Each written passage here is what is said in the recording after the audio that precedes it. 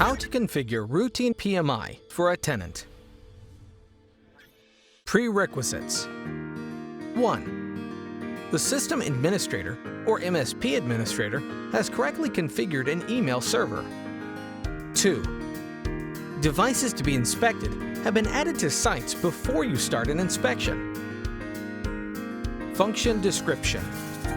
MSP administrators can inspect tenant devices managed by the controller through NetComp to discover risks of devices in a timely manner. Application scenario.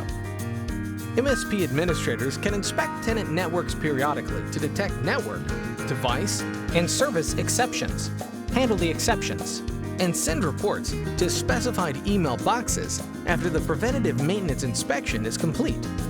Procedure. Step 1. Log in to iMaster NCE-Campus as an MSP administrator. Choose Maintenance, PMI from the main menu. Step 2. Configure a policy for sending email notifications. 1. Click the PMI Settings tab. 2. Toggle on Email Notification. Click Add. Specify email addresses of recipients and click OK. 3. Set the email title and click Save. If the email address of the MSP administrator has been verified, the system automatically adds this email address by default after email notification is toggled on. In addition, the email address cannot be deleted or changed. Step 3.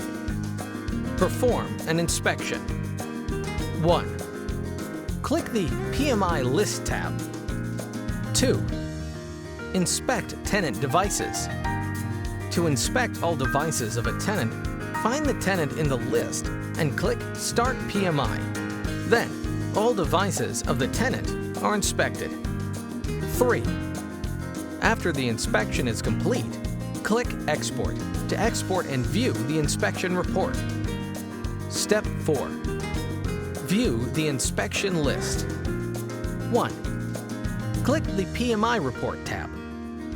2. Select the desired historical inspection records from the list.